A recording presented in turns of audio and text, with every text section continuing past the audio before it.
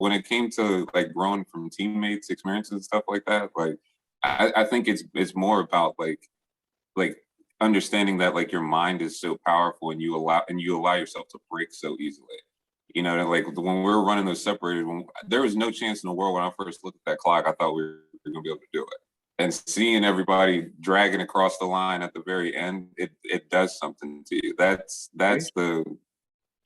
That would be the one thing I would say. Like, you don't know how powerful you truly are, because you're always going to hit that stopping point, and you're always going to tell yourself, oh, I can't go any further. But if someone made you go further or told you that this isn't the end, you got to keep going.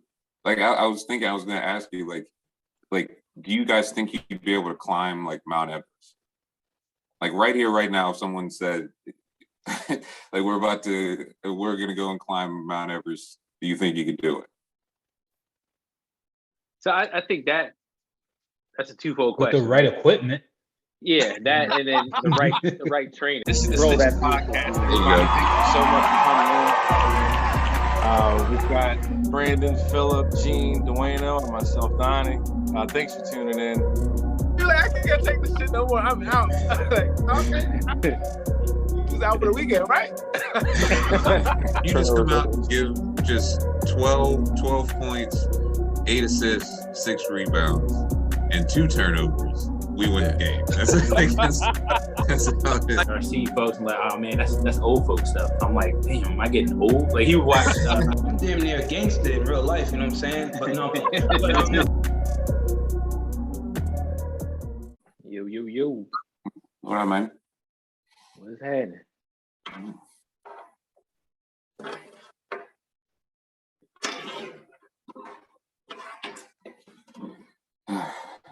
We gonna get everybody tonight or not? I don't know. Well, you go to Beard House last time we recorded? What's up? So you go to Beard House last time we recorded? Bro, I had this beard. What am I missing? Yeah, how you? It look a little lighter, maybe. I don't know. Something different, man. Something different. I don't know, man. I trimmed it up a little bit, but it took since the start of the pandemic to get this far, so I ain't cutting this. Yeah, that's the same thing with my hair, man. It's all pandemic hair. Yeah, I don't need to take my hat off right now. But you get that shining. Oh yeah. I was thinking like it may be the one thing I need to change these days. I was trying to think of an answer to that question the last couple of days, and I'm like, I'm not gonna give anybody any ammo on this episode. I'm just gonna keep it simple, you know. And Gene ended up making it up to Brandon's place. I was surprised. I did. How was it? I mean, as good as it could be, obviously, but you know, it's good to get everybody together. Hopefully, try and make it like a tradition. You know, like BA Day or something like that. Just hang out at the house. But it's like it's weird seeing people in person. It's weird. Like that was the first time actually like being like. It wasn't like a crazy house party or anything like that, but just hanging around and stuff. Like it's weird. You don't know how to act now. You're like, oh yo, wait, hold on. But like, right. Nah. I'm like, you already in the same room. It ain't like you. I don't know.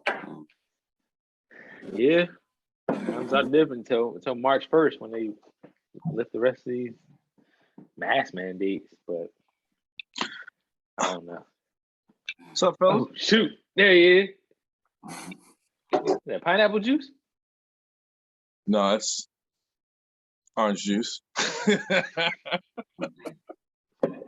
Long day, man.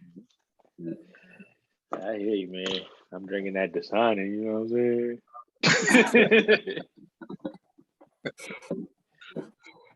Oh, man. Well, how y'all feeling, man? Y'all good? It's Thursday, almost Friday. Y'all any plans for the weekend? What is this weekend? I think game night. I think so. I think this Saturday was supposed to be like a game night. another couple. My boy Brandon and his wife and the little one's gonna be over at the house and stuff. So we've been talking about having a game night for so long, and then Jackie and his wife Allison planned it out. So I'm always down. What are you getting into? We're gonna head out west, Western Maryland. Go out to Cumberland for the weekend, quick trip. Hang out, chill out for a little bit, but that's about it. What's the weather supposed to be like out that way? Good question. I don't know. It's hit or miss because like you're at the bottom of the mountain, then you're at the top of the mountain, then you go back down and then back up. Yeah. I know up Good this way time. they're talking like it might ice over tonight. It's like raining and drizzling, and I got caught in an accident earlier today. I was sitting at a light on Liberty Road. Some Jeep just got ripped in half, and it barely even started to rain or anything. Really? It's crazy. It's like 32 degrees out there, so I know it's gonna freeze over. It's already frozen here. I went out to take the trash out, and the thing is frozen shut. It was literally just 60 degrees. That's what I'm saying. It was, yeah. Now it's 30 degrees here.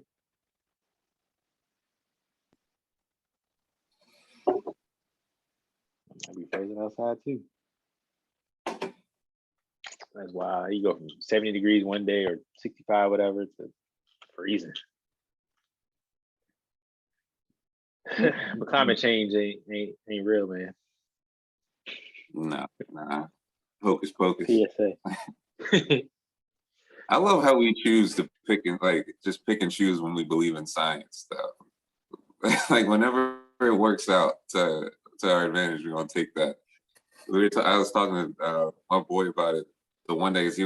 We got into like a discussion about like religion and versus science and stuff like that. I'm like, it's weird because it's like you almost kind of got to believe in science to believe in some of the stories in the book.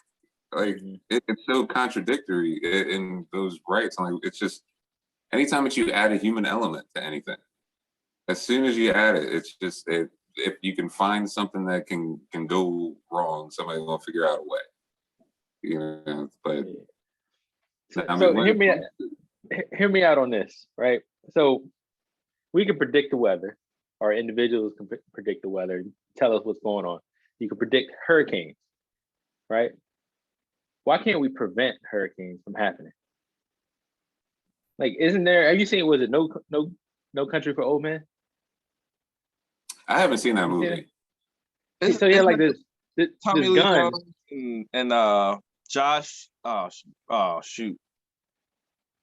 And the French guy, and he had like it was had like kind of long hair, or anyway, I remember seeing parts of it, but he had like a gun, but he shot air. It was a nail gun. But I thought he was shooting just air out of it. No, I think it was shooting nails. It was nail? Oh, I literally only saw like a part of it. I thought it was an air gun, but it was crazy. I'm saying like, okay, if we can predict when a hurricane is coming, like, can't we like send up like an air missile to the center, to the eye of the hurricane, and like disperse the cloud makeup, or change the temperature, right? Because it's hot and cold or I don't know the true science behind a hurricane forming, but you see what I'm saying? Hey man, I dig it. I'm all for a good comic book, and they do some wild stuff in the movies and everything else. You just send a missile right to the eye of the hurricane, just disperse the cloud makeup and whatever it is, and it's just air or nitrogen or whatever chemical it needs to be, but like isolated over the ocean. Why is like what they did with the atomic bomb? You mean? Not to that degree. I mean, that was an actual bomb that dropped. This one would just go pinpoint it and then explodes and disperses the cloud makeup. I would think it would take that kind of power, though. You know what I mean? I mean, you're just talking straight atmosphere. You're not even talking like inside of like a construction, like a structure. You're talking like out in our. Yeah, but if it's like a category 1, right? It's a little baby hurricane, boom, just isolated there. You predict when it's coming, right? I mean, I like the idea. You would think that that would be a thing. But I feel like if hurricanes and like tornadoes and stuff hit around the world, like somebody would have figured it out by now. Right, but it hits You know what I mean? certain Like somebody, islands unless like and the greater powers want there to be, like I don't know if there's a benefit to it in any way. It seems like it just leaves sections of the city completely devastated, like never to be. Like I don't know if it. Yeah, it sounds like you should be able to, but also like if you see a bomb go off, how long does that disperse things? Because it's like the hurricane and everything's developing for such a long time.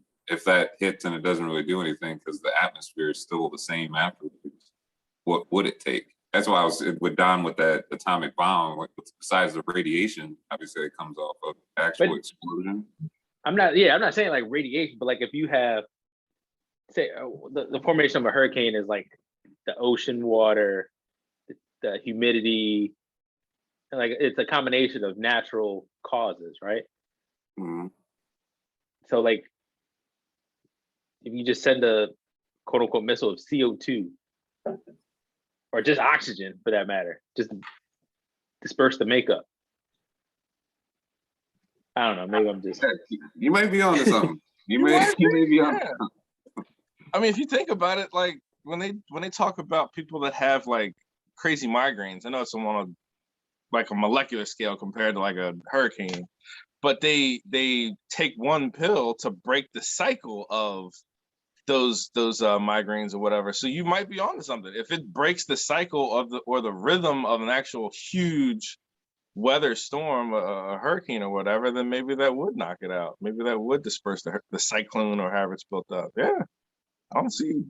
I mean, we could build, or not we, but individuals can build reusable rockets. I feel like that's something that you can kind of control when you can predict it so far out.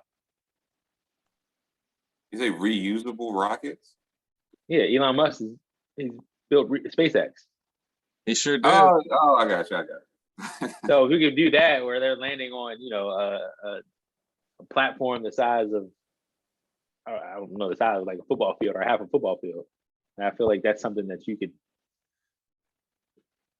pinpoint and bow. Gonna hit right here, bang a left right there at the tree, boom, right there in the center. So, Gene, we're trying to solve the problem with like hurricanes, and I feel like the same thing could happen for tornadoes. Like people go out and what do they call it? Storm chasers? Yeah. Like I know there's something that you could go there and blow up air or whatever makes a tornado. Probably could. I feel like you find that out if a tornado touches down next to the White House or something. Like they put it there because we don't get anything crazy or anything like that. But like you would see it if it's gonna cause it. That's why I was saying, like, is there any sort of like how war creates a bunch of money? Like, is there anything between like the insurance companies and contractors for the relief, or building sky rises in place of what got taken out? Like, I don't want to be the conspiracy theorist all the time, but I like to question things. Yeah. Speaking of war, you heard what's going on? Yeah, That's crazy. honestly, I thought that's where you Videos. were going with it. No, I don't even know how it got on that, but it's kind of wild to see all that going on. Very wild. It's very wild. To a degree. I mean, we've heard about it, experienced it to certain lengths, but I mean, even actually hitting home, what am I talking about? Like 2001. It doesn't even seem like it was that long ago, but What happened in 2001? 9/11? Wasn't that? Oh, yeah. 2001? So, yeah, but to see like, fighter jets dropping bombs and stuff like that, missiles on the city.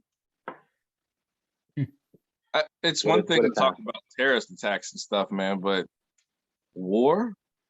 I love reading about war and stories and people's firsthand accounts and that kind of stuff, but the idea that we're about to witness war Not skirmishes, not political protests that turn bloody or anything like that. We're talking about like full-on boots on the ground, jets overhead, aircraft carriers out blocking supply ships and stuff in and out of ports, like full-on war. I never thought we'd experience. I thought we were out of those type of ages. I thought it would all be like digital. I thought it would all be stealing millions and billions of dollars from digital accounts and stuff like that, not actual bloodshed anymore. It just boggles my mind. I can't believe it. It's happening. I thought it'd be like drone fighting at this point. Like, it's weird in 2022, you're talking about like, because I'm in the discords and stuff for NFTs, and so it's people all around the world, and it's people from like Europe checking in and stuff like that, and checking in from Germany and different places, and hearing their perspective on things is wild, because we're sitting over here watching it, and the closest thing we have is like Call of Duty, where you get desensitized to all that stuff, and it's just, you know, you're gonna respawn. Like seeing people in today's times with cell phone videos. Right. Like, I just watched one before jumping on here. It was like the video was right out. It was next to a playground in between like a apartment complex, and half of it was destroyed. The couple rooms were fire was going out the windows and stuff, and then you turn around the camera and it's right next to the playground.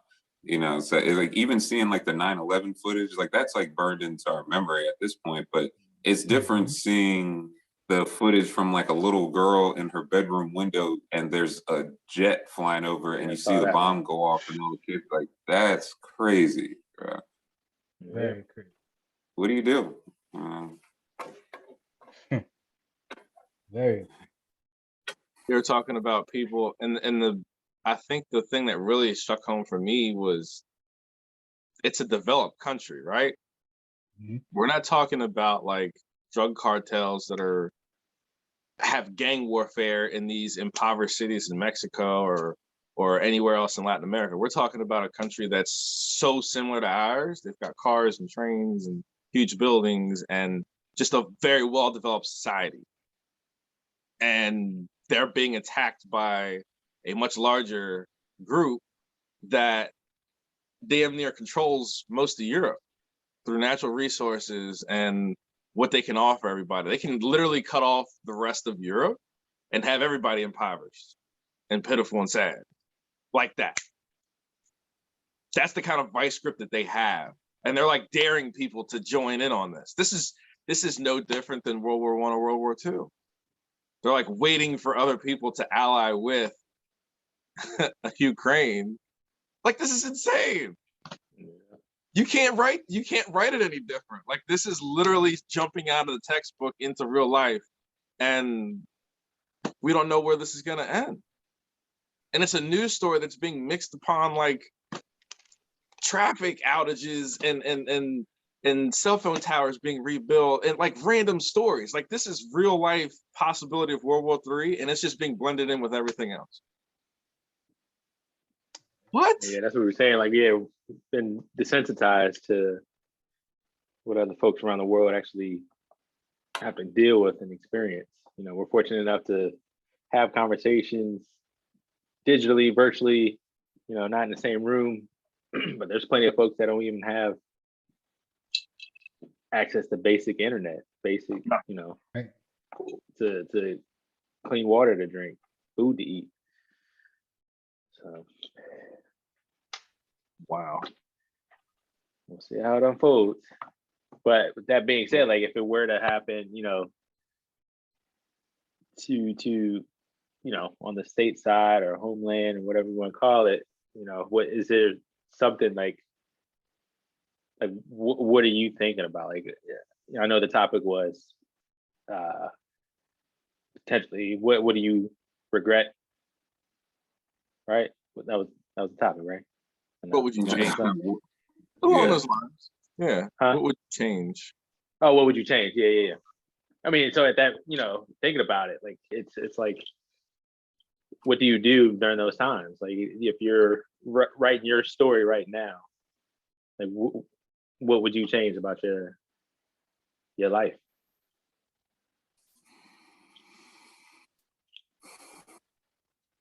Man, we were gonna make this light.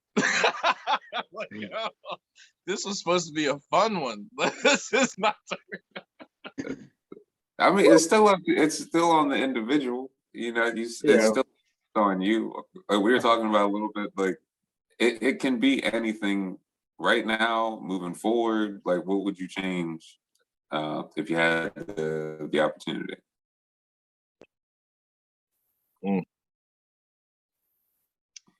Sometimes, what's so crazy about that question too, man? It almost feels so loaded because it's weird, right? Because let's say, for example, all of us have, whether you have, a child on the way, children, anything you change could typically, could alter your today. So, you know what I mean? So it's so hard. That question is so hard because you almost can't answer without essentially in your mind sacrificing at least one thing that you have now that not that you're not grateful for everything you have, right? But or most of what you have, but knowing that could, because I could be like, for myself, I think if I had to answer it one way, I'd say for me, I think I would have taken, I think I would have taken more chances in life. Like I think I would have been more aggressive in my goals in life, as a younger person. I think that's something that I would have definitely done. I mean, whether it was when I was younger and I had, at times more money than I knew what to do with, and I did know what to do with it, and I didn't do what I should have done with it. Because I didn't truly believe I knew enough, or I wasn't confident enough to make the investments that I, talked about but never acted upon. So I think that probably for me that would have been something, and I would have, I think, and that other thing, I mean, it's the one thing, but kind of, but I still would have, and I would have taken my time with things. I would have tried to develop me a little bit more before kind of like, getting into relationships or just I don't think I was as focused as I should have been. I would have just learned about me a little bit more, in life before trying to move out and do a bunch of different things. And, you know. But again, but I say that not, of course, not wanting to alter where I'm at and what I have and all the blessings I have, but at the same time, those things I would have definitely done. It's a big asterisk over this conversation. Right? You gotta be very, very careful. Oh gosh. I think that's a good point, Gene. Thinking about it, that was something I was thinking about too. Is, dang, what if I did this? What if I did that? If I went harder in the gym? If I went harder at school? If I went, and that's why I think I kind of mix it up with regrets, because you don't want to live life with regrets. So I kind of dug a little deeper. For me, it's more so the reflecting and changing my ways now, but it's more so to live in the moment and be present in that moment, right? Because if you are present and you truly engaged in what you have your eyes set on, whether it's family, work, spiritual, emotional, whatever it may be, then you don't leave room on the table to regret lack of action or inaction. So having Cam definitely opened my eyes in that regards. So understanding like tomorrow's not promised, given everything that's going on around the world now. You talking about mixing it in with the traffic, but then it's potential World War III. Like that's kind of a crazy concept to think about. But is it really that crazy? Like it could hit stateside, it can hit the home front. But understanding that nothing is promised, tomorrow's not promised, and just to live each and every day to the fullest. And doing reading and research and hearing about like, oh, these people interviewed 10 90-year-olds, and what did they say? They wish they lived in the moment more often, and you can learn so much from those folks. But I don't want to get to that point where I'm down the road. I'm like, I wish I had done this, or I wish I was more present at that family event, or, putting the family first versus the professional life. I mean, to each their own. Everybody doesn't have kids, so it might be a professional thing. But just being present and understanding that they can be taken from you at any given moment.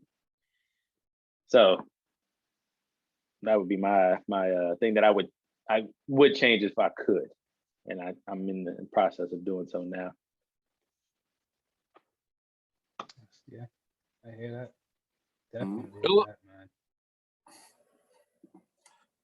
Yeah, I mean, I've changed my answer a couple of times thinking about it this week.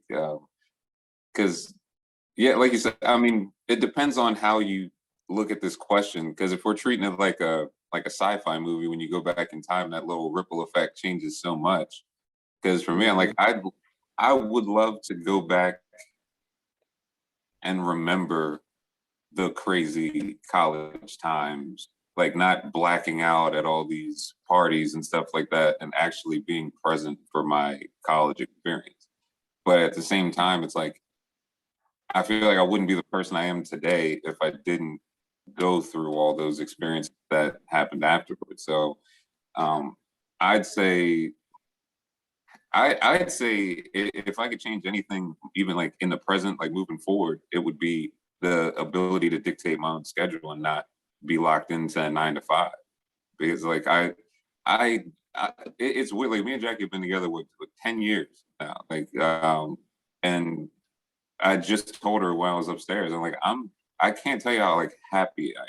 And she was like, I agree, like just in sync with everything in the last couple, I don't know, months to year or whatever. Like, just it's almost like falling in love again type of a thing. Like, just like, because everything is changing so much and we're growing as people and it's totally different people. And like, I'd love to be able to like spend time just doing what we want to do without having to carry the burden of like the work stress, because it takes a minute to get back to the house and understand like you're home now. Like, you're not thinking about work, you're not thinking about what you got to do tomorrow, whatever. Like, you guys deserve as much energy as you put in at work and all that.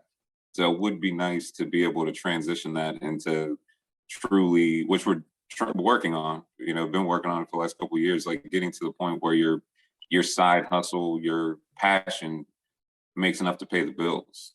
At that point, I see that as being retired. Like, I can go work anywhere if I really want. I could go work a part-time job if I wanted to. The bills are still gonna be paid and we're still gonna be good.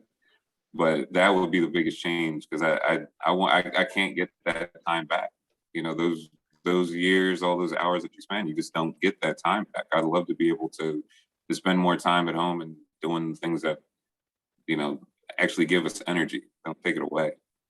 Mm-hmm. How about you, Don? Man, y'all took this assignment so seriously. He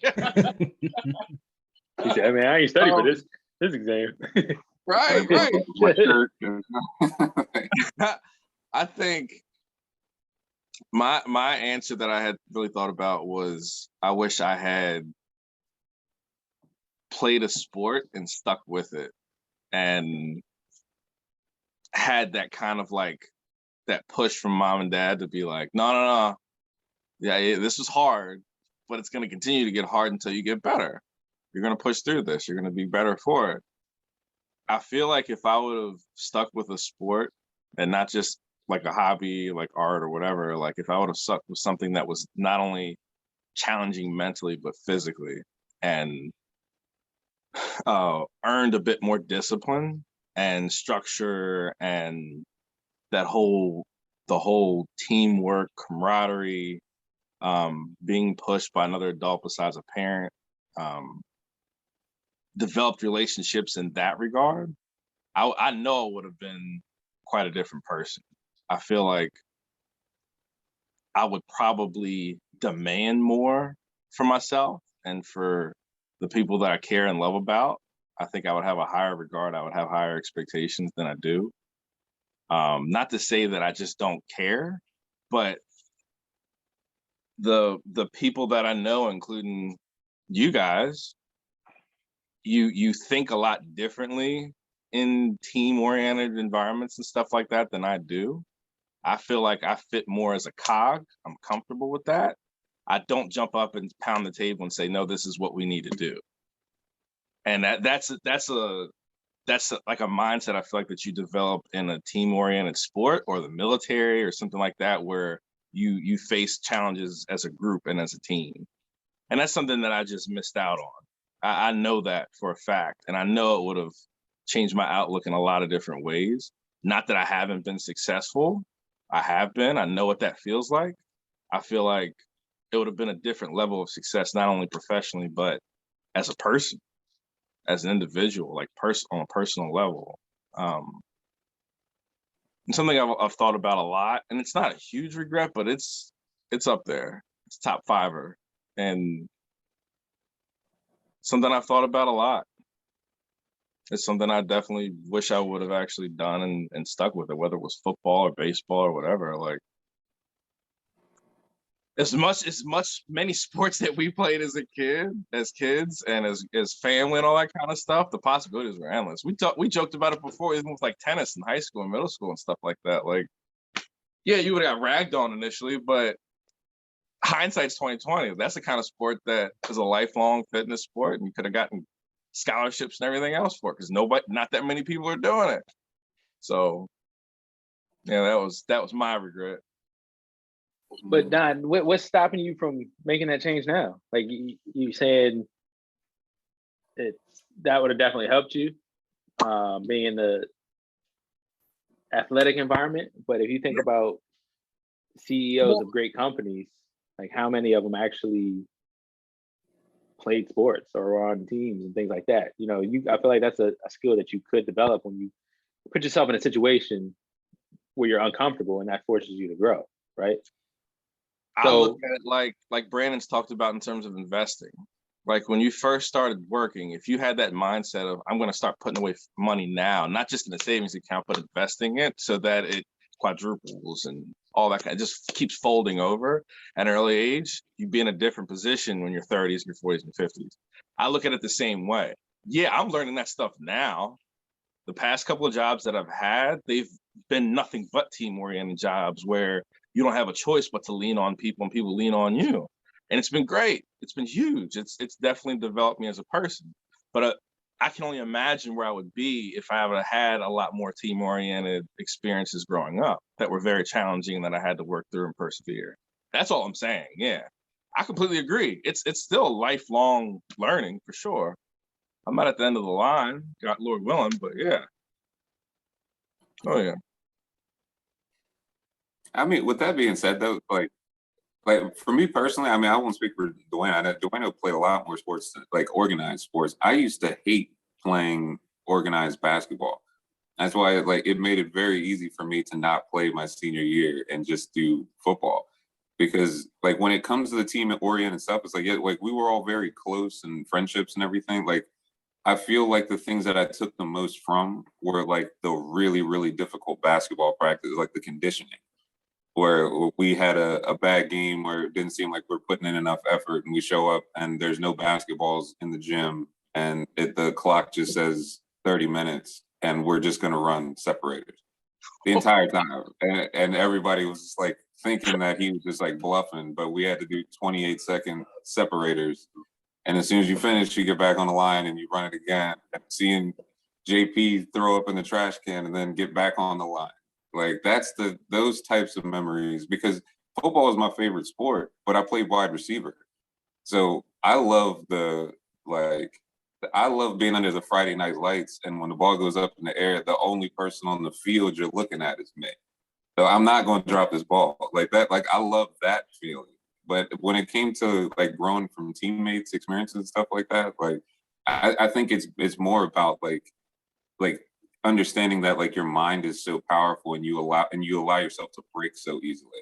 You know, like when we were running those separators, there was no chance in the world when I first looked at that clock, I thought we were going to be able to do it.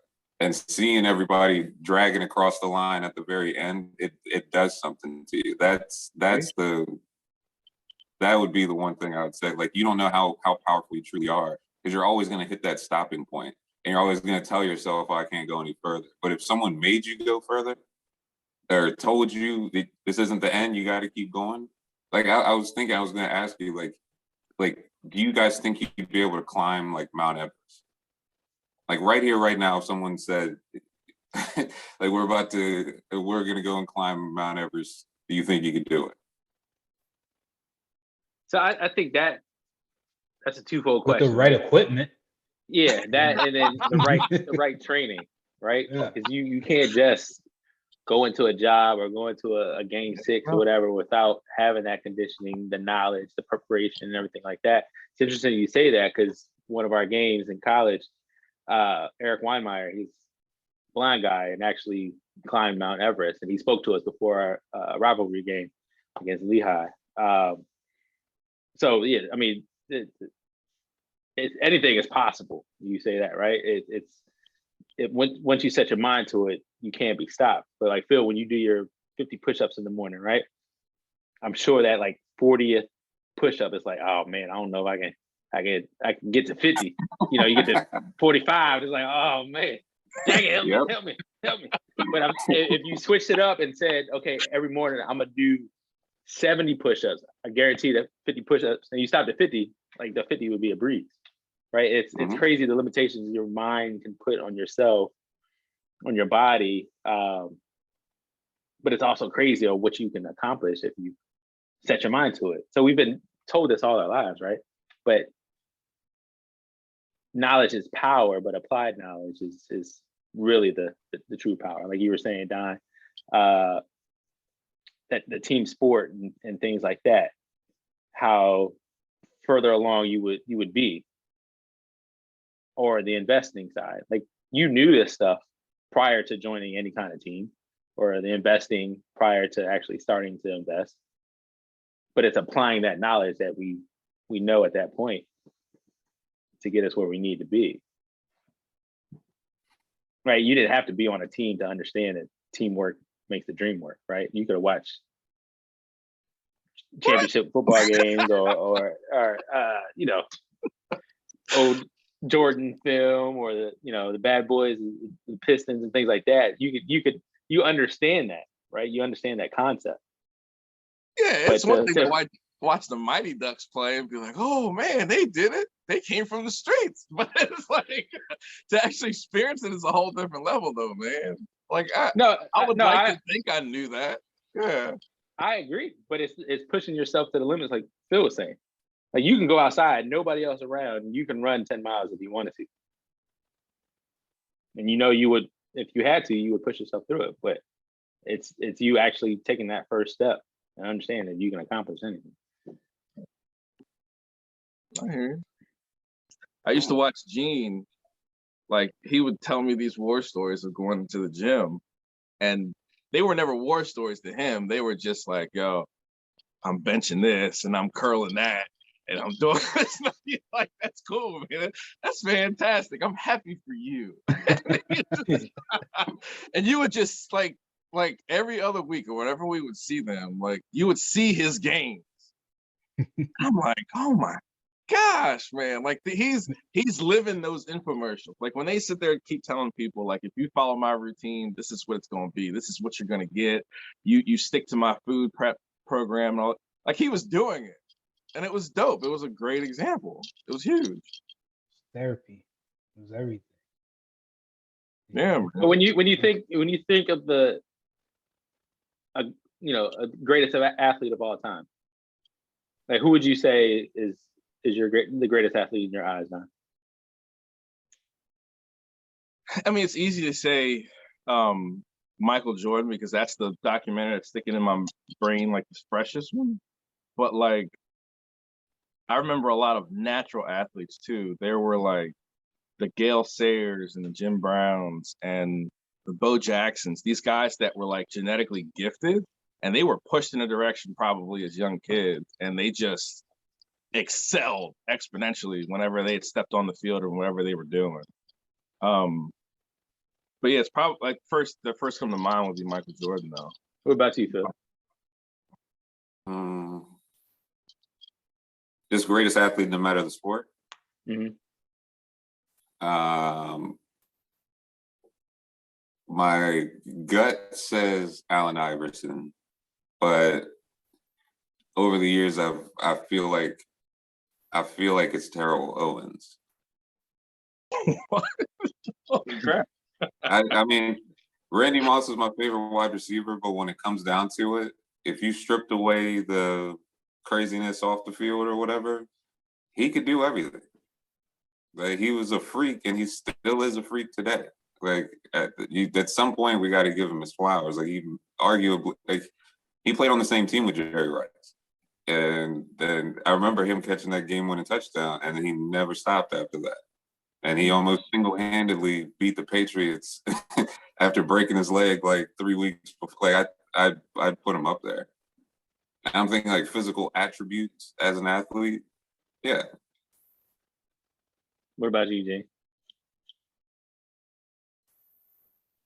It's a little different. It's hard because initially the first person I'll start off. I'll say the first person I kept thinking about, LeBron James. That's the first person I said. Yeah, I know. And LeBron James, but because the question could be, I'm not sure exactly how you mean it, but if I had to put three people, I would say LeBron James, Tom Brady, and Kobe Bryant.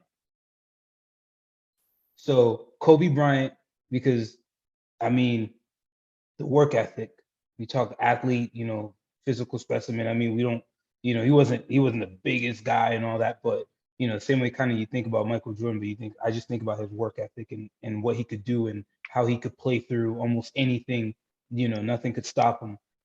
That Tom Brady, just because of his discipline and because of his discipline, and where you're talking about regiment and so forth and the games and all that, how this guy could probably still play another 5 years if he really wanted to, and again I mentioned LeBron James because I mean he's just a freak. He's just a freak of nature, and this dude cut down size, right? So and even then nobody wants to get under the rim under him, and he does work out. He works out hard. He's not just that. He and I think he's another guy that could have played another sport. He could have been a receiver or back, or he the dude shows you what he could do in basketball. He could do it in probably football as well. But yeah, but my first person I said was LeBron. So Don, it's kind of circling back to what you were saying in terms of what you regret on the team side, right? I asked everybody their individual greatest athlete of all time, and it's well, how about you? How about you, real quick? How about you? Oh, me? Yeah. I mean, the first person that comes to mind to me is Muhammad Ali, right? Considering everything else that happened, but you're one-on-one, and you're talking about Phil, all the eyes are on you, right? So asking you all this question, nobody said this person is the greatest athlete of all time because they are the best team player, right? So I'm going back to Don, what you were saying in regards to the things that you learn from the team aspect. I like that. At the end of the day, you don't get the accolades because necessarily the team won. If there's an MVP, there's no, why is there an MVP of the season and then there's the championship team, right? Right. So I say that to say is, being, I guess you could say, a former, I like to say current athlete to a degree. Because I swing the clubs a little bit, so I'm still an athlete. Join the old man club, man. Cut it out. Just cut it out. Yeah, what's crazy, we can still go professional at our age. Exactly. I'm looking at getting Cam a set of clubs now, man. No, it just I don't want you to think that there was an opportunity missed because you didn't play sports or didn't stick to it or whatever it may be. And I'm just I don't want you to see it as a negative side. I think there's a lot of positive that you can take from this, that you still have an opportunity to do so. But what makes a great team or a team player is the individual. It's not necessarily what you learn from everybody else, but it's got to start with within yourself. But I mean, in terms of greatest athletes for me, yeah, I would have to say Muhammad Ali, just in the fact that if you're in the ring with him, I mean, you've already lost a mental battle, right? And then he's a physical specimen too. But then you got Deion Sanders, y'all forgot about. Like, huh? And you'd be surprised how many people, huh? Right. I definitely didn't forget. There's a couple guys like the Bo Jacksons and stuff. Like, there's a couple guys on radar, but yeah. I mean, pound for pound, AI has to be up there. Just, seeing tapes and stuff like that. But there's a lot of athletes that we've never seen, heard, that did all that in high school, but got caught up in the wrong crowd. Mm-hmm.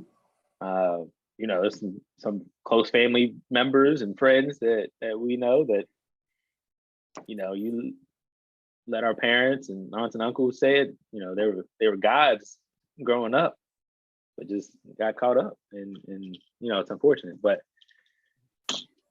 yeah, man, that's how I feel about it. I don't know. I kind of went off on a tangent there, but no, you didn't. No, Good, I love that line of questioning, man. That was good. I think to your last point, it's not a huge regret for me. I think I have learned a lot from it, and being able to look at it in hindsight and saying, if I would have been able to travel back in time and do this differently, what would I do differently? And now I get to, I hate to say it that way, but live vicariously through my kids.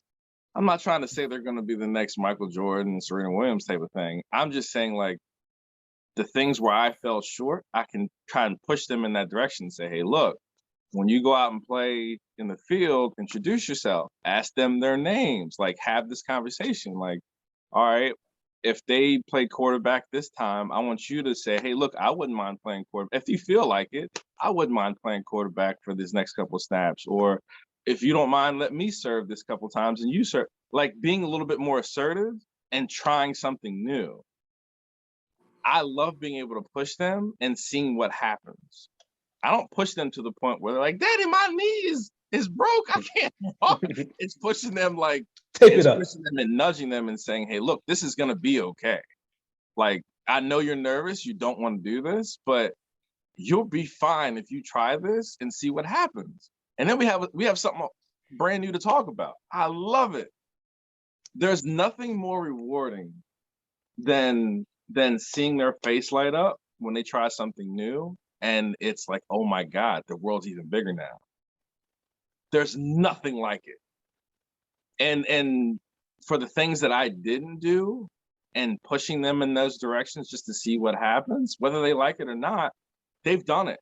They've gotten that experience or whatever. And it makes me not regret it.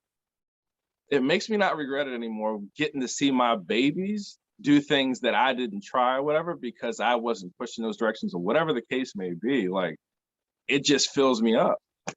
I love it. That's what I pull from it. Now that I've got these little ones that watch everything that I do, that's what I get from it, is seeing them be exposed to everything. Yeah, but there's also nothing worse than when you can't get them to get it. You know what I mean? Like when you try, like that, like, hey, you can't kick the ball in the. Come on, man, you can't. No. That's a competitive. That's funny. Gee, what flashback you having, man? Because that face you just made, like, man, what triggered that? I was like, man. Nothing. I tried to do the 360 dunk one time, man. I just couldn't get it. You know the funny thing? You say that. You know, so funny. The one thing I could never. You know what? Really, if I could go back in time, I would be less fearful of falling. Okay, so here's why I say that. It's big because, man, I remember, like, I've always been a big, like a heavier dude, whatever. But I think I was more athletically, like, I mean, I was just more dense than I was, like, you know, like a balloon. But and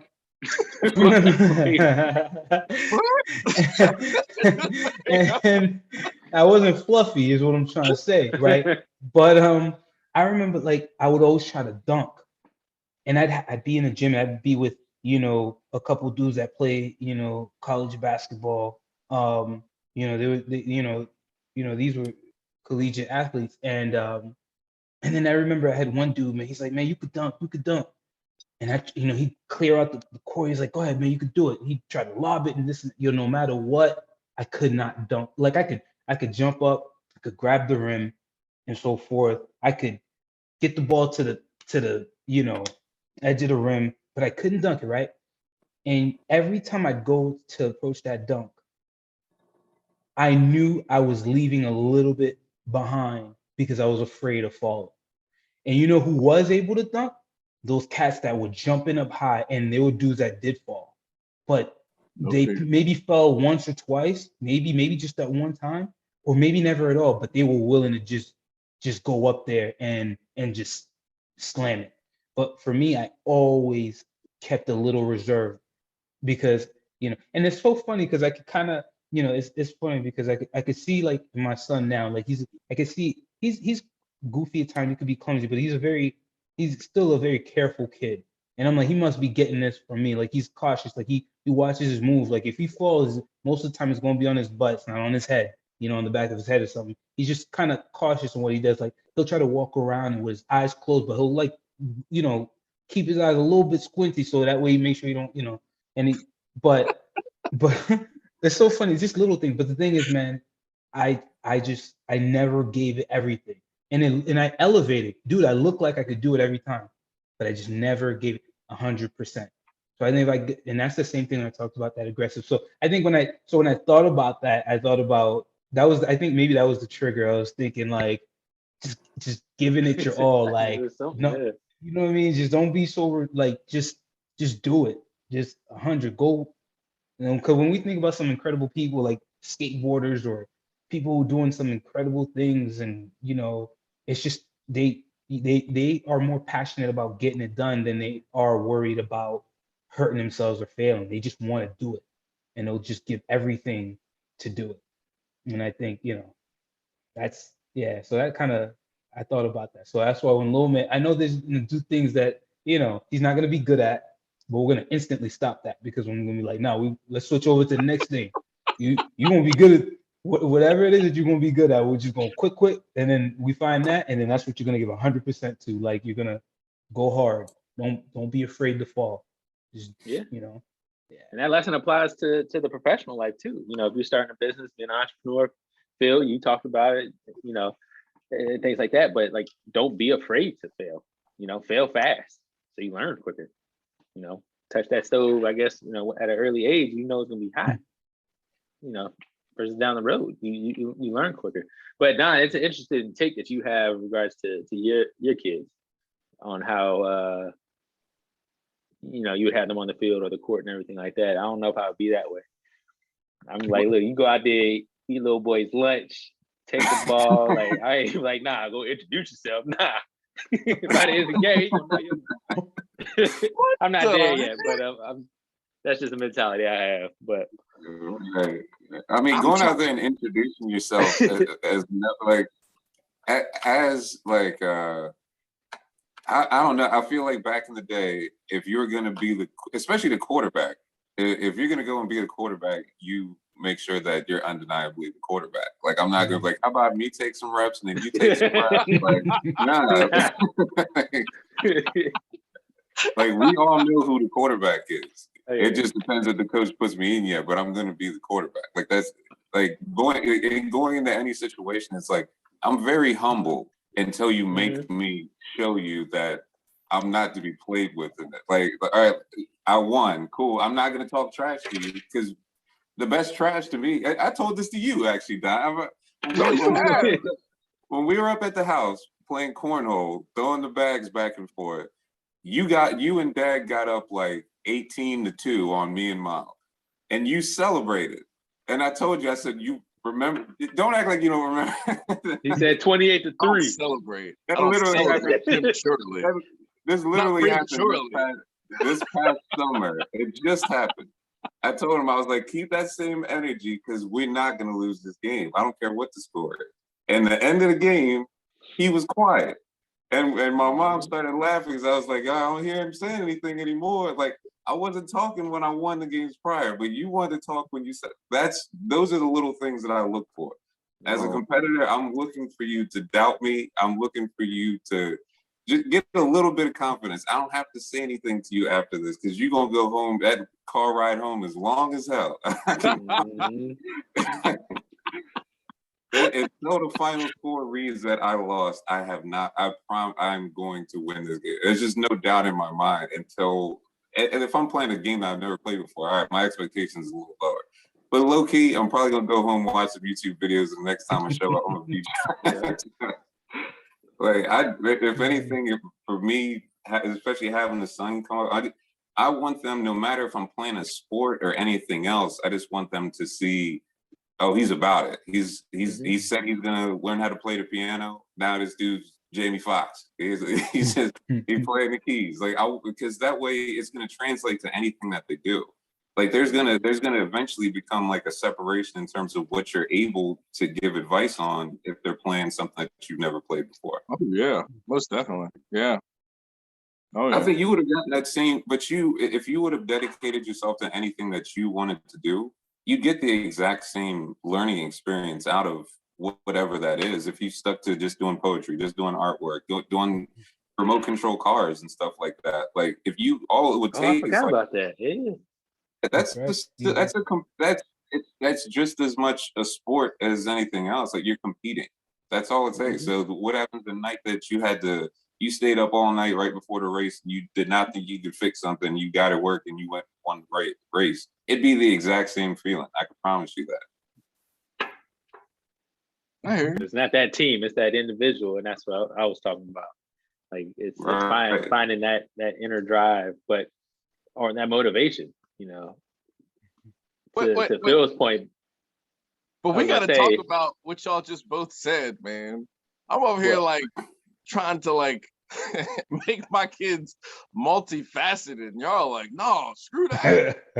No. Tackle that kid, yo. Put his face in the dirt. Exactly. Because we ain't playing games out here, yo. You gotta establish your dominance. No games to be played, man. You gotta. How you do anything is how you do everything. Yeah. You gotta understand, life is what Mark Cuban say. Business is a contact sport. Life is a contact sport too. Right. So yeah, I mean, I'd be with Gene, like you were saying with your little one, man. Like I got 6 months. I'm like tossing him on the bed, like pushing him a little bit, trying to rough him up. Like, oh yeah, all the time. Have him stand up, hold stuff. I'm like, go ahead, fall, like fall now. Man, all the time, man. I be like that little bully and big brother. I be annoying him sometimes. I be getting on him, pushing him. I be messing with him, and then if he's doing something, I try to let him just do it, but with watching him and, just because he might fall a little bit and you be all right, tough it out, so it's just, yeah, man, that's how it's going to be, otherwise, but Don, if you don't want him to do that, make sure he has some friends so that way when he gets on the field, he calls you, hey, go punch him in the face, like straight up, you know what I mean? Straight up. You read my mind. You read my mind.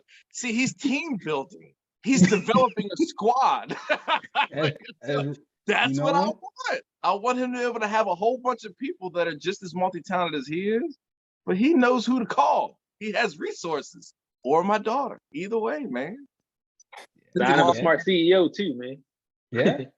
There you go, man. That's what I'm saying. Like, that's the kind of stuff that I wasn't thinking about as a kid, but now as an adult, it's like, you don't need to know all the answers. It's good to know and develop and remember that knowledge and stuff as you grow and learn. But the higher you get, you need resources. You need people that know a little bit more than you do, and you know when you need to call them and when you need them in your corner. It's huge. It is, bro. I like got the last few jobs I've gotten, I already said that. The last few jobs I've gotten were flat out because they were like, no, we want him here. Mm-hmm. And I was like, you know what? Fine, man. I'll go with you. That's great. Thank you for calling me. I'm done. I'm going to play quarterback in a couple plays. I can do this. I can do that. What you need me to do? That's so funny, man.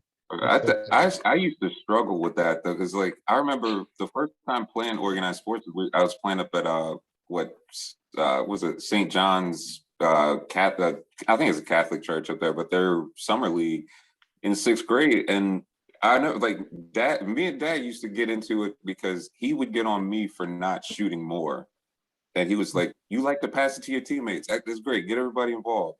They're not making baskets. You have to be the guy."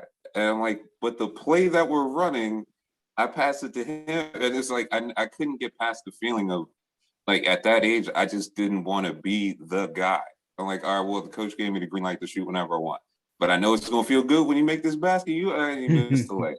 You know, like if I truly would just take it on my shoulder, like I was playing point guard. I was bringing the ball up the court. I dictated whether other people touched the ball. And I was still, all right, I'll go out and I'll get 8 points and 5 assists, which should have been 10 assists or whatever. Like, or you could have gone and won the game if you just went out and put up 20. You know, I didn't want anybody else to feel like I was just being selfish or whatever. And I looked up to Allen Iverson, and he's the complete opposite mentality. Like he's going to go out and try and score 100 points every single night, and he led his team to a championship. Only got stopped by Shaq and Kobe. You know, you kind of have to be selfish in some regard, in everything though. At some point, like whatever you're going to be passionate about, you got to be selfish about it at some point, because that same 6 hours you put into whatever it was, you could have been spending it with your girl, or spending with the kids, or spending with your family, or with your parents, or something like that. Mm-hmm. So you still got to say, nah, I'm locked in. I'm going to do this. I'm going to feel a lot better afterwards. And, you know, eventually when you peek your head up, you're going to be a lot better than you used to be. But you got to understand, like, that time meant more to you than anything else that you would have put that time into. You know, like I love, like, UFC, MMA is my favorite sport. There's no excuses. There's no one out, like, when they lock those cage doors, it's me and you. Nobody cares about the training camp. Nobody cares about the injuries or anything like that. And now I'm looking at it as like it's life or death type of situation. If there's no referee in there, nobody stops that choke. What happens? Khabib killed 18 people. You know what I mean? Like that's how real that competition is. That's why you strip everything away, and people can say whatever they want about him. It's gruesome. It's like the original sport. It's barbaric. It is what it is, but it's truly one-on-one competition, and it's not boxing. You can do whatever within those rules, but most simulated form of just bare bones competition, and I love it.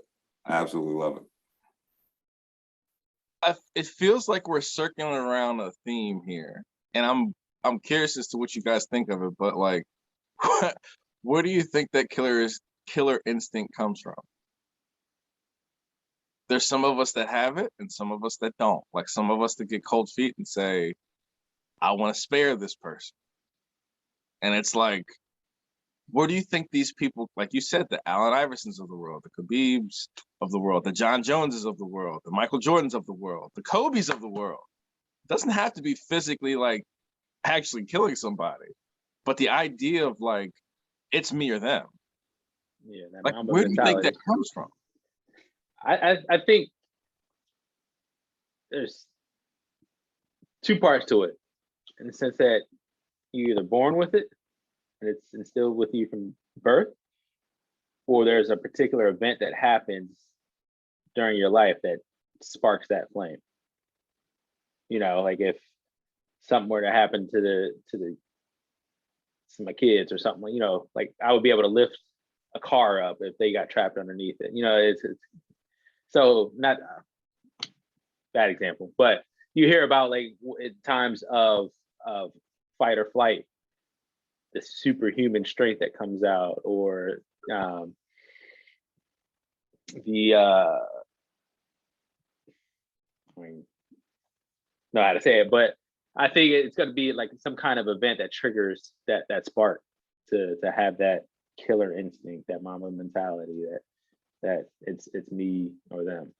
Yeah, or events, like, you know, like plural, because a lot of times, you know, if you've played, like you got some dudes or people, you know, they grow up in a certain area, right? And then it's kill or be killed, right? Or you just got to move in a certain way, or you got dudes that, let's call it, like, play basketball, like they want to go play Rucker Park, you know what I mean?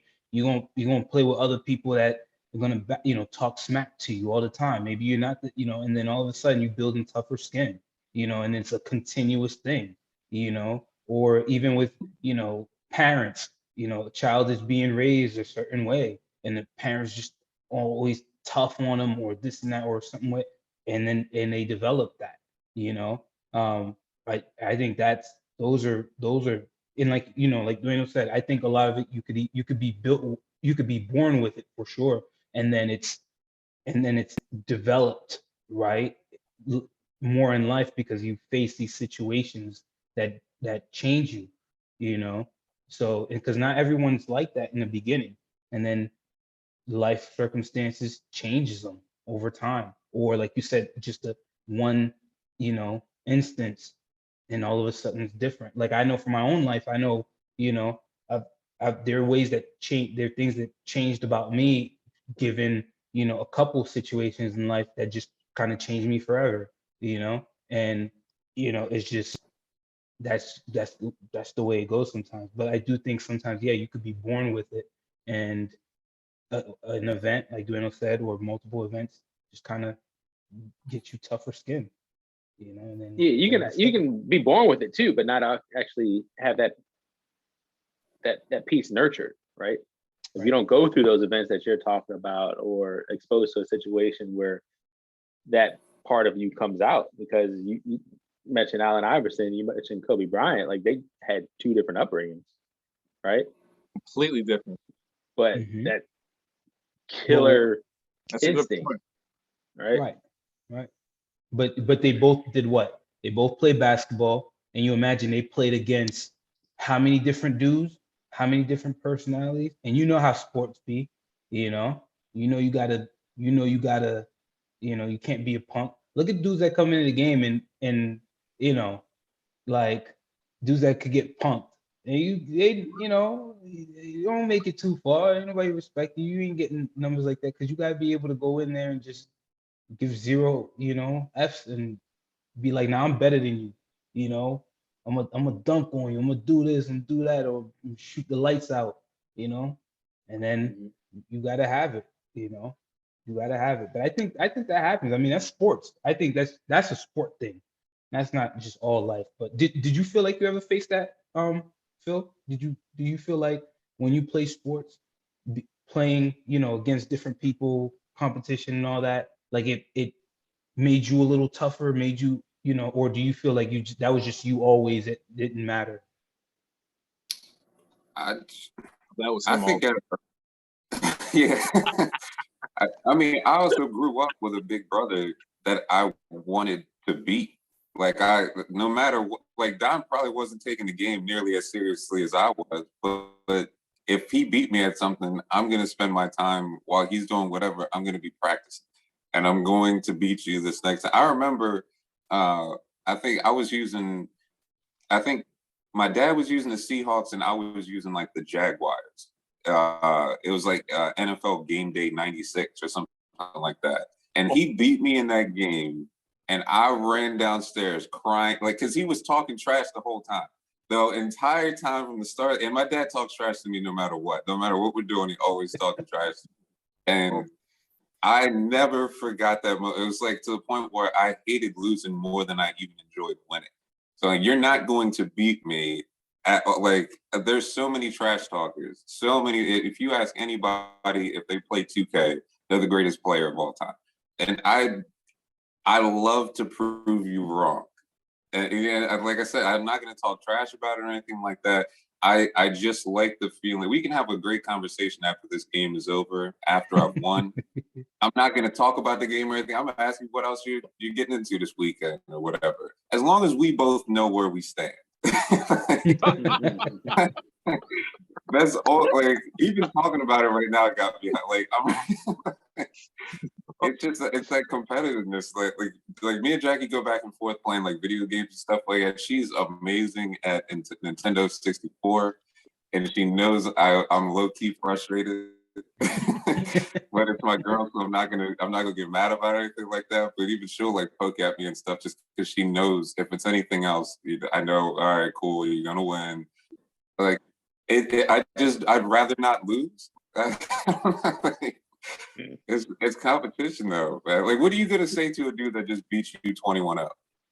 When we go to school on Monday morning, you got to answer to people talking about you. I'm not going to join in on it, but I know what it would be on Monday morning if you won this.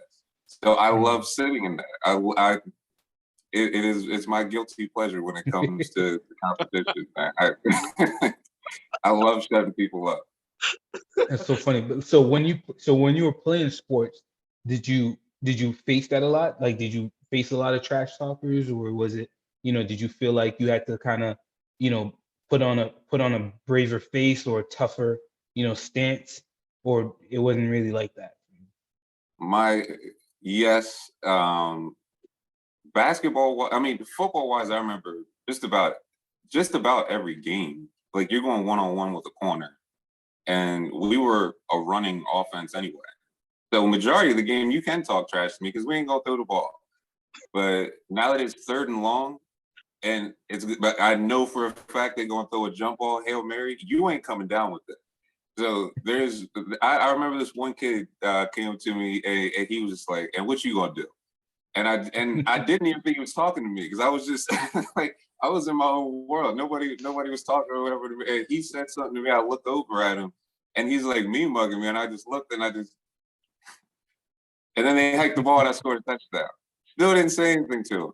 But I knew that run back to the sideline, and he didn't say anything for the rest of the game. And it was literally every game, depending on who you were going up against. It was always those talkers. Like, the skill positions, you get those prima donna types out on the corners and stuff. But I played basketball my whole life as a 6'1", 5. So I'm playing up against dudes that are a foot taller than me. I still never lost a jump ball. I remember, I ain't even gonna mention his name, but he was the best player on our basketball team. And we went down to the park and he told everybody he was gonna dunk on me. And the whole team and some females were out there and he went up for a dunk. I swatted. I stood under the rim. I let him go. He went up for a dunk and I swatted it. And then I was like, all right, it's my turn. And I went out and dunked on him 3 times back to tomahawk. Like, I was like, bro, don't need to talk about it. But we're not gonna go into another dunk contest again. Like, it's, you know what I'm saying? Like, I feel it translates to so many different things in life, like professionally and all that stuff. Like, yes, like you may be right in this situation, but at some point it's gonna be that I told you so down the line. And you got to know that, even though I'm not going to bring it back up to you again. Like, it's that chip on your shoulder. I told you last week, like, I'm going to die with a chip on my shoulder. If there's a cool way to put a potato chip or something on my shoulder, I get that tattoo or something. I don't know how to turn it off. I hear you. That's why I was pointing. Yeah. That's why I was pointing. Was like, no, but like, again, like the Dwayne was point. It's just sometimes you're just born with it. That's just. I'm telling you, man. Like, ever since he could walk, it was a competition, and I'd be like, "Yo, we competing. We competing." It was always like that. And anything. I remember he didn't even like baseball and softball and that stuff. And Dwayne played baseball all the time. Like, this kid grew up with a bat in his hand. Like, he was always playing baseball. So we go down to our grandparents' house and we're pitching just the 3 of us, just throwing it to each other as fast as we could. And Philip don't even like it. But he was still trying to surpass Dwayne and I, and we're older than him. Like, no matter what was going on, it was a competition. It was an unspoken thing, man. That's too funny. Always, no matter what it was. Yeah. So it kept me in shape. I'm not going to complain about that. But I only had hurt feelings that day. After that, I was like, I'm good. Yeah. that was not me, man. I wasn't worried about it. I liked being a part of it. I liked being in the thick of things, but it wasn't gonna kill me the rest of my life. No, it was just cool to compete. It was fun. It was fun while it lasted. hear that, man. That sounds healthy. You I know that is a healthy mindset. know? It is. It is. That's how Jackie is. Like she'll mess with me about N64, but at the end of the day, that's not like she cares about it. We're not sitting around keeping a score or anything like that. But like her dad, like he had multiple hole-in-ones and played tennis, played golf, played coach basketball and all this different stuff. But he wanted to raise his girls to enjoy it. Like, don't treat it like it's life or death. Like, enjoy it, have fun with it. It's just something like I still have fun when we go down to the park, just hit balls around and stuff like that. That's still fun. But the second that you say, all right, we're going to actually play a game, I'm still going to have fun, but it's going to be a competition at that point. Oh, yeah. I hear that, man. I hear that. Yeah. Dwayne used to motivate me though. When we go down the cat, like me and Don go back and forth, but when you play somebody that you haven't played before and you don't know what to expect, Dwayne used to come up with so many gadget. Dwayne was like Cordell Stewart back in the day.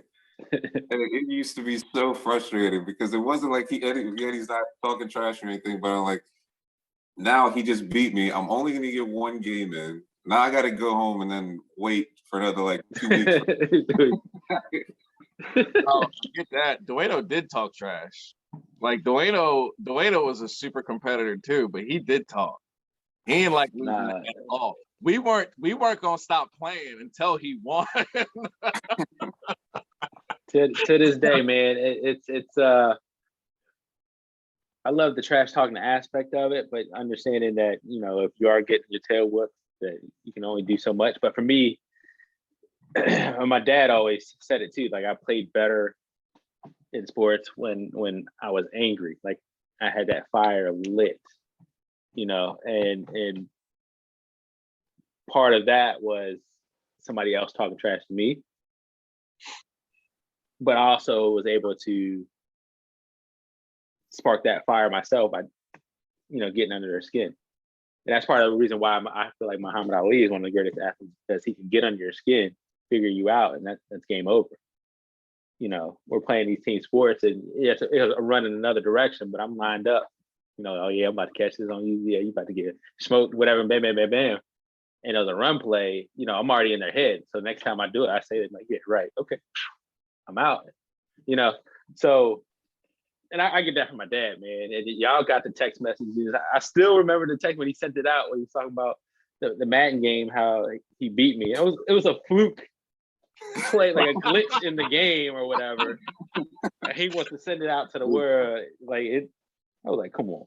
He said 200 rushing yards. I was like, that's my kind of football. But every time I beat him, he's like, oh man, you gave me the controller that's broken. Like, what? Playing with the updated rosters. Like, no, I'm not. Stop. But nah, that's where I get it from him. I hated losing. Like, he would beat me on like Nintendo or whatever. I'd start crying and stuff like that. And yeah, I wouldn't want to stop playing until I came out on top. And to this day, that's how I am, man. I hate losing. Well, I like winning. Like Phil said. Nah. Where'd Gene go? Sometimes you gotta beat these kids. Not like physically beat them, but like down when Angelo was over playing the UFC game and he kept beating him on easy, and then I turned it up to medium without him knowing it, and he sat there and got upset. Like, you need to get upset.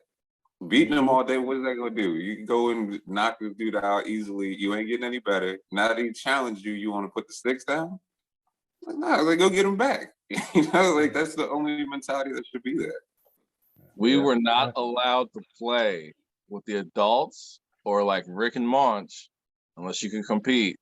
And if you're getting skunked, if it's 14 or 21-0 and you ain't putting up a fight, you get off the controller. Like, that's how it was. So when Angelo started to play these games and stuff like that, and I could notice that he was getting good, I was like, no, you're not on All Pro, you're not on Pro, you're on Madden. Like, there's no other reason why you're on any other level. Stop playing. Yeah. So he'll play on those levels, and then he'll play me, and we'll duke it out. We'll score 30 points on each other and stuff like that. It's cool. But the minute that we start to play a game, and he's like, "Oh, we're on the same teams this game," and I'm like, "What you mean we're on the same teams? No, we're not. No, we're not doing this." Like, he knows it's a challenge. He's got to overcome it. There's some days he wants to face it, and there's some days that he doesn't. So that's what we're getting through. Oh yeah.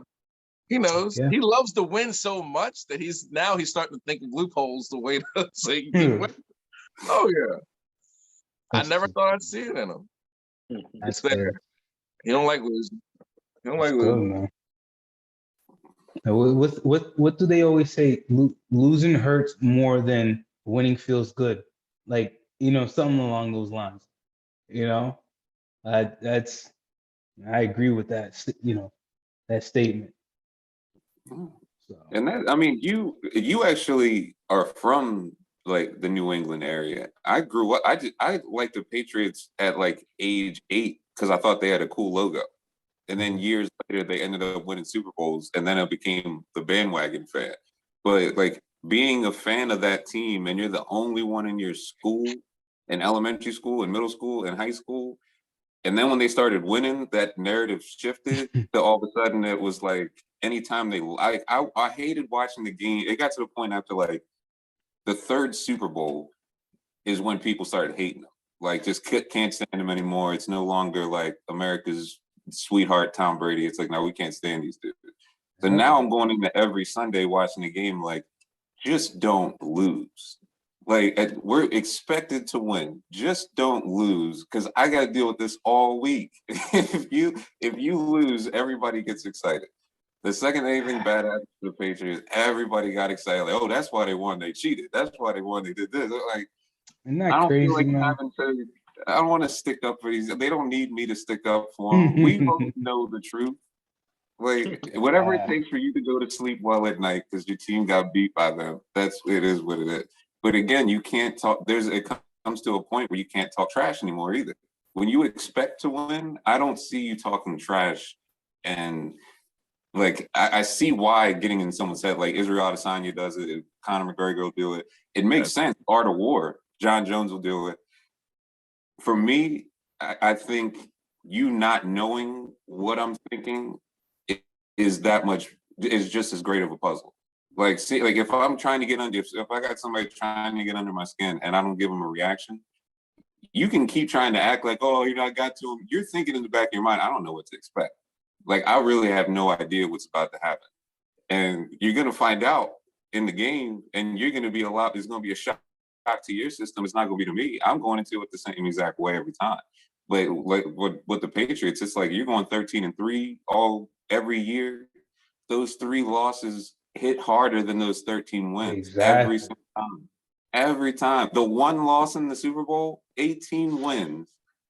Killing everybody. Best season of football ever. That one loss, you'll never hear the end of it. And I went to Taos and all these Long Island kids in Jersey. The helmet catch, right? Bro. The helmet catch, bro. Yeah. 2 miracle catches, bro. Like 2 of them against the same team. You never live those down. It's like, I don't care y'all went undefeated. You lost the game that mattered. Okay. Cool. Yeah, and that was the year of Randy Moss too, right? Talk about the freak. Yeah, he scored those crazy touchdowns. Yeah, put up those yards. Yep. It's the that kind of perfect stuff season. It'd be unreal. Like that's just the kind of stuff sometimes I think about. That's unreal. Like you have things like it's just unreal. Like you have something like Tom Brady goes to Tampa Bay and first season and it goes so smooth and the Super Bowl's in Tampa and he wins the Super Bowl, like, and then the hockey teams win the Super Bowl and the whole thing is crazy. I mean, it's winning the Stanley Cup or whatever, and then you look at like something like that, like, undefeated, and you're thinking, all right, cool, it's like a destiny, and then that just goes down the toilet. It makes the whole undefeated season don't even, you know what I mean? So it's like it's just a weird way life can be at times. Like, it's just a weird thing. It just doesn't make sense sometimes, but no, I'll never forget that, man. That bad boy, that's those things, man. Eli's the real GOAT. For doing all of that. That, like you said, man, we don't forget those. All those wins they're great, but that loss, man, I'd almost trade in a bunch of those wins just to get that Super Bowl. I swear to goodness. Absolutely. What? Like, Yeah. yeah, you know. Oh, wait a minute. Y'all, we talk about winners quite a lot on this podcast. So, Dwayne, for somebody that hates losing so much, how in the world do you continue to follow the Redskins? I'm sorry. The Commanders, year after year right. after year. Like, why? I mean, I have other teams that I enjoy watching. It's just the loyalty aspect of it. Don't change the subject. Don't change No, the I'm subject. not. Yeah, no, he says loyalty. What you mean? Nah, I it's mean, loyalty. yeah, that's what it boils down to. You know, at some point, same thing with Phil. At some point, something's going to click, and they're going to be a perennial winner. You know, so it's just a matter of time. Like they've won in the past, so yeah, 91 or whatever it was. I think it was 91. But you know, they've been in the playoffs a couple times, and won the division. I mean, granted, with a losing record and stuff like that, but our time will come. I mean, you're a Cardinals fan. Y'all just got decent. We weren't talking about me. We weren't talking about me who I like. We're talking about you. Yeah. Nah, same with the Wizards and everything. It's just the loyalty for me. But you know, I'm a Ravens fan. Well, more so a Lamar Jackson fan. I met him down at the Super Bowls in Miami. I don't know if y'all seen that video, but FaceTime on Sandy. I was at an event with him. That was crazy. Yeah. I'll get the video, send it to y'all. But he was like, yeah, and then she like started tearing up and all that stuff. But so I have a different appreciation for the Ravens as much as, you know, the separation of 95 is Ravens or Commanders now, but with the family. But that's for me, it's just the loyalty aspect. My dad's been a diehard fan, and I just kind of grew up in his shadow. But there's other teams I enjoy watching. I like the sport overall. But yeah, man. I tell you, every dog has his day. Watch. And everybody's got a plan until they get punched in the face. Yep, true story. Heard that. No, I saw these new unis, right? I know you're gonna cop these jerseys. What's that? The Commanders, the new uniforms. They'll grow on everybody. I'm sure they will. I mean, some of the other ideas that came out from the list that was never considered for some reason, I thought were way better, obviously, but it'll grow on people. They don't have a choice. So I think it's cool they stuck with the original colors. I think that was a good idea, at least. But in terms of loyalty and stuff like that, like, yes, I like the Cardinals and stuff, but it was more about individual players that were on the teams. At the end of the day, the Ravens have a winning legacy. They're their hometown team. Like, you watch them all. It's easier to watch them all the time and stuff like that. So I love football in general. I just love watching it. I'm a fan of the sport too. Eventually, I'll probably just be a Ravens fan just because I can go to their games and stuff that much more often. And Larry Fitzgerald will retire and all that. So, yeah. But you were a fan before Fitzgerald. Mm-hmm. It was him and it was Anquan Bolden, really. I loved seeing him come from college. It just, the way he played the game, it was like, this dude's insane. Like, he's just nasty. The yards, the touchdowns he put up as a rookie, it was just insane. He was playing out of position. Like, he could have played running back. He could have played tight end or whatever. He's just a beast. And then the way they built up around him, you knew something was coming. And they got that close. So they had to blow the team up. But, yeah. It was more about even they made it to the Super Bowl. See, I'm telling you, our time is coming. They say you look good, you play good. You play good, you win. Commanders look good. So we'll see. They got a decent defense. You got to find that quarterback. I thought they had it. Rivera said y'all had it. Y'all don't have it? I don't know if he's the long-term solution. Right. Wait, who is the what, Heineke? Yeah. Yeah. He has that you know, that dog in him, that fight, but I just don't know if he's it. Almost took out the Bucks. I mean, that could have been a different story that year.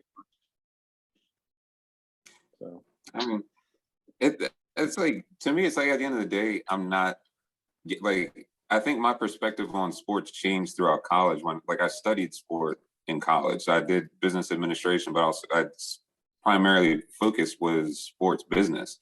So taking like sociology of sport and then taking just general sociology and seeing how things connect to each other and all, it changed. It made me take a step back from it and start enjoying the storylines and the moving pieces a little more.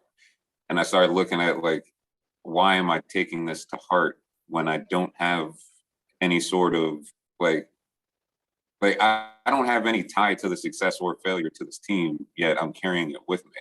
You know, so that type of thing started to change my mindset. And also it was like when we started breaking down why these teams, like why you get looked at as an individual fan for not liking your hometown team.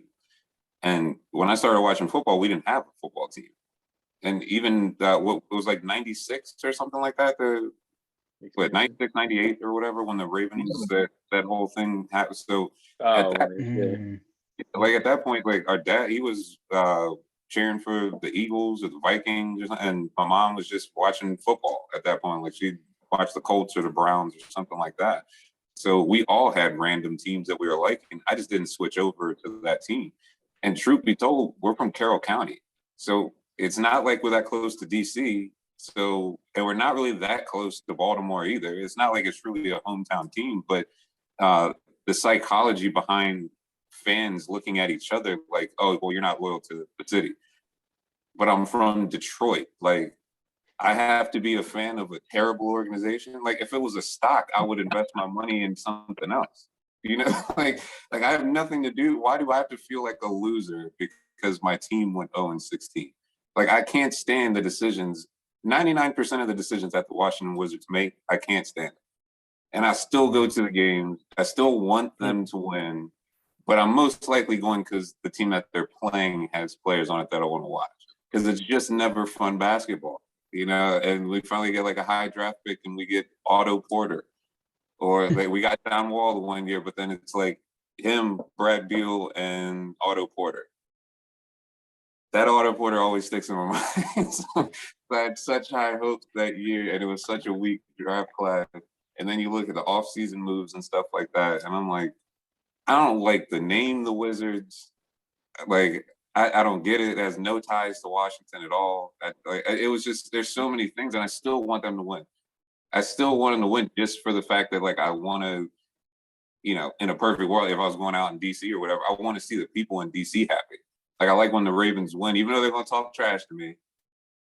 I still like them being happy because when they don't win, 90% of the people I run into are going to be in a bad mood walking around for the whole offseason. And I don't want that. My mom likes the Ravens. I want them to win. I just don't have any real connection to them. Mm-hmm. I feel you. Definitely. But, looking at my Rollie, it's about that time, fellas. Yeah, man. We did that. We'll guess we'll reconvene to discuss next week's topics. Hey, Gene. Hey, Gene. Why don't you send us out then, Gene? You got that. Listen, thank you for tuning in. We appreciate you, every one of you viewers. Hope you enjoyed yourselves. This has been a Stxhes Podcast with AKA Major, Genius, Donnie, and Dueno. Y'all have a wonderful evening. Perfect. All right, y'all. All right, love y'all, fellas. Have a good night. Fellas. All right. All right, yeah.